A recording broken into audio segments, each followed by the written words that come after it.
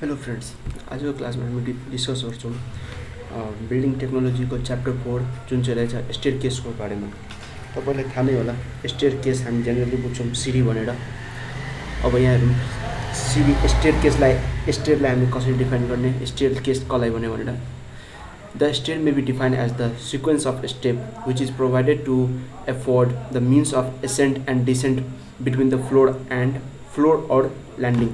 Floor र ल्यान्डिङको बिचमा ascending र डिसेन्डिङ मतलब चढ्नको लागि र तल झर्नको लागि हामी जुन स्टेप युज गर्छौँ त्यसलाई हामी भन्छौँ stair. The room or space of building in which the stair is located is known as staircase. जुन ठाउँमा हामीले जेनरली स्टेयरकेसको लागि के गर्छौँ, स्टेयरको लागि के गर्छौँ, सिडीको लागि एउटा स्पेस रुम प्रोभाइड गर्छौँ। त्यो स्पेसलाई हामी के गर्छौँ, त्यो रुमलाई भन्छौँ हामी staircase. A stair consists of tread, riser, steps, strings, new post, handrails and balusters etc. यो के छ तपाईको components of staircase, stair को नेमहरु, component को नेमहरु छ। Stair may be made from various material like timber, stone, brick, steels and reinforcement or plain cement concrete. योहरू धेरै जसो डिफ्रेन्ट मेटेरियल्स हो जसको हेल्पले स्टेयरकेस बनाउन सक्छ। जस्तै टिम्बर स्टेयरकेस हुन्छ, स्टोन स्टेयरकेस हुन्छ, ब्रिक्स स्टेयरकेस हुन्छ। त्यसरी नै नेक्स्ट पोइन्ट रहेछ the selection of the types of material depends upon the number of factor like aesthetical importance, interior of the building, funds available, desire, durability and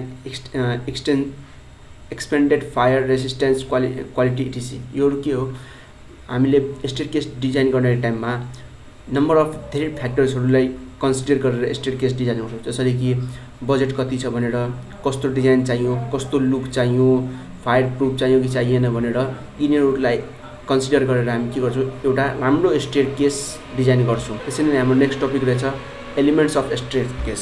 जसरी यो फिगरमा हेर्नुहुन्छ, यो हाम्रो फिगर छ स्टेयरकेसको जसमा हेराएको छ यो न्युअल पोस्ट हो भनेर, ब्लस्टर हो, यो इन्क्लाइन मेम्बर जसमा हामी हात समातेर हिँड्छौँ त्यसलाई भन्छौँ ह्यान्ड्रेल, र ह्यान्ड्रेललाई सपोर्ट गर्नको लागि ब्लस्टर प्रोभाइड गरिएको हुन्छ। यो हाम्रो होरिजेन्टल मेम्बर जसमा हामी फुट राख्छौँ त्यसलाई स्टेप भन्छौँ, र फुट हाल्ने ठाउँलाई अरू के भन्छ हामी गोइङ भन्छौँ। गोइङ भनेको ट्रेड प्लस यो बाहिरतिर प्रोजेक्सन भएको एरियालाई दुईटैलाई जोड्नु भयो भने त्यसलाई हामी गोइङ भन्छौँ। त्यसपछि भर्टिकल हाइटलाई हामी राइजर भन्छौँ। त्यसपछि यो ल्यान्डिङ जहाँ हामी पोजिसन चेन्ज गर्छौँ, टर्न गर्छौँ हामीले, त्यसलाई ल्यान्डिङ भन्ने। त्यसपछि यो इन्क्लाइन मेम्बर तलतिरको इन्क्लाइन मेम्बरलाई हामी के भन्छौँ, स्टेयरकेसको स्ट्रिङ भन्छौँ। त्यसपछि अब यहाँ यो फिगरमा दिएछ यो ट्रेड र राइजर भइसक्यो। र राइजर भनेको ट्रेड भनेको यहाँदेखि लिएर यहाँसम्मको हुन्छ, र बाहिरतिरको प्रोजेक्सन जुन गरिएको हुन्छ त्यसलाई हामी नोजिङ भन्छौँ। र नोजिङलाई सपोर्ट गर्नको लागि एउटा मेटेरियल प्रोभाइड गरेको हुन्छ जसलाई हामी भन्छौँ स्कोटिया। यसले प्रोभाइड गर्छ, नोजिङलाई स्ट्रेन्थ प्रोभाइड गर्छ, ब्रेक हुनुभन्दा बचाउँछ। त्यही चाहिँ एक्सप्लेन गरेको तपाईँलाई। एलिमेन्ट्स अफ स्टेयरमा स्टेप हो, स्टेयर भयो, riser, flight, landing, rise, going, nosing, scotia, string, newel post, baluster, line of nosing, त्यसपछि pitch, handrail, headroom, run, waist र विन्डर्स भनेर यिनीहरू के कम्पोनेन्ट्स अफ स्टेयरकेस भयो। त्यसपछि छ requirement of good staircase. Good staircase हुनको लागि के चाहियो रिक्वायरमेन्ट हामीलाई, अब हेरौँ।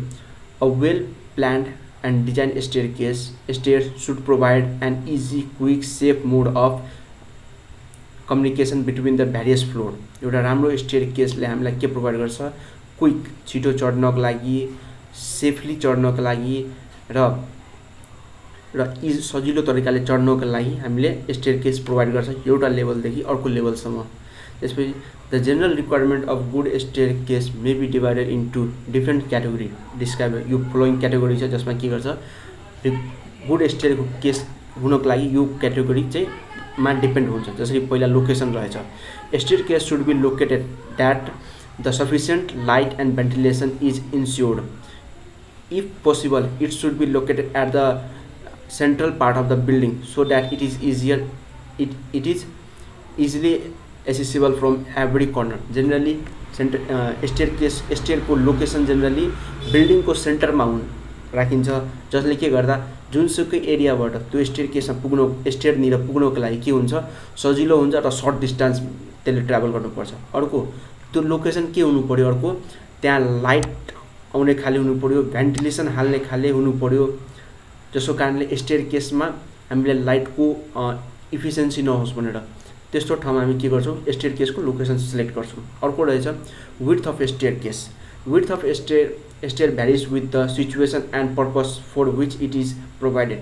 In public building where flow of people is regular, using the stair width should be sufficient, whereas in residential building it should be just minimum. The general adapted average value of for width of staircase should be 1.8 meter and residential building 0.9 meter. Generally के हुन्छ, width of staircase केमा depend हुन्छ, situation र purpose माथि। अब जसरी कि public बिल्डिङमा use गर्नु पर्यो भने विड्थ अफ स्टेयरकेस, त्यहाँ त पब्लिक बिल्डिङमा के हुन्छ, नम्बर अफ पिपुल एउटा फ्लोरदेखि अर्को फ्लोर ट्राभल गर्छ, त्यतिखेर के गर्नु पर्यो, हामीलाई विड्थ अफ स्टेयरकेस बढी राख्नुपर्छ। तर बट यदि रेसिडेन्टल बिल्डिङमा हेर्नुभयो भने, पर्सनल घरहरूमा हेर्नु भने त्यतिखेर के हुन्छ, विड्थ अफ स्टेयरकेस के हुन्छ, सानो हुन्छ, किनकि नम्बर अफ पिपुल रेसिडेन्टल बिल्डिङमा लिमिटेड हुन्छ, जेनरली 5 हुन्छ, एभरेजमा लिनुभयो भने 5, त्यतिखेर के हुन्छ, रेसिडेन्टल बिल्डिङको विड्थ लिमिटेड हुन्छ। जेनरली हामी के गर्छौँ, 1.8 मिटर प्रोभाइड गर्छौँ पब्लिक बिल्डिङको लागि विड्थ अफ स्टेयरकेस, र रेसिडेन्टल बिल्डिङको लागि 90 सेन्टिमिटर और 0.9 मिटर प्रोभाइड गर्छौँ। त्यसपछि अर्को रहेछ pitch of stair. Pitch of stair भनेको होरिजन्टलदेखि लिएर होरिजन्टलसित एङ्गल बनाएर स्टेयरकेस जुन मुभ गरिएको हुन्छ त्यसलाई हामी भन्छौँ पिच अफ स्टेयरकेस। जेनरली यसको एङ्गल हुन्छ 25 देखि लिएर 40 डिग्री एङ्गलमा, मिनिमम भन्यो भने 25 डिग्री एङ्गल हुनु पर्यो र म्याक्सिमम 40 डिग्री एङ्गल हुनु पर्यो, यसमाथि डिपेन्डेन्ट हुन्छ। The pitch of long stairs should be made flatter by introducing landing to make the ascent less tiresome and less dangerous. In general, it should not be more than 40 and less than 25. त्यसपछि अर्को factor रहेछ depend good staircase हुनुको लागि length of flight हो। Length of flight for comfortable ascent of stairway, the number of steps in flight should be restricted at to a minimum 12 for residential building, 9 in for public and minimum of 3. एउटा stair हुनको लागि minimum 3 वटा steps हुनु पर्यो। Generally के हुन्छ, maximum residential बिल्डिङमा 12 वटा maximum steps provide गरिन्छ भने पब्लिक बिल्डिङमा 9 वटा स्टेप्स प्रोभाइड गरिन्छ। त्यसपछि अर्को रहेछ headroom. Headroom should not be less than 2.14 metre. Headroom भनेको यो फिगरमा हेर्न सक्नुहुन्छ, यो भनेको हेडरूम हो, जहाँबाट हामी यहाँबाट तल चढ्छौँ, यो फ्लाइट भयो, बिचमा यो स्टेयरकेस भयो, यहाँसम्म हामी के गर्छौँ, फ्लाइट भयो, अर्को फेरि फ्लाइट चढ्छौँ, यो एरियालाई हामी के भन्छौँ, headroom. It is the minimum clear vertical distance between the tread and overhead structure. यो के हो, भर्टिकल डिस्टेन्स हो बिट्विन ट्रेड र ओभरहेड स्ट्रक्चरको। त्यसपछि अर्को रहेछ मेटेरियल्स माथि पनि डिपेन्ड पर्छ। The stair should perfectly constructed of material which possess fire resistance qualities. मतलब त्यो मेटेरियलले बनाउनु पर्यो स्टेयरकेसलाई जुन चाहिँ फायर रेसिस्टेन्स होस्, आगो नलाग्ने खाले। त्यसपछि रहेछ अर्को ल्यान्डिङ। अर्को रहेछ landing. The width of landing should not be less than the width of staircase. Generally हामी के प्रोभाइड गर्छौँ, स्टेयरकेसको जुन विड्थ प्रोभाइड गर्छौँ नि, ल्यान्डिङको पनि विड्थ चाहिँ स्टेयरकेसको विड्थसित इक्वल टु हुनु पर्यो, त्योभन्दा लेस हुनु परेन भने। अर्को रहेछ विन्डर्स।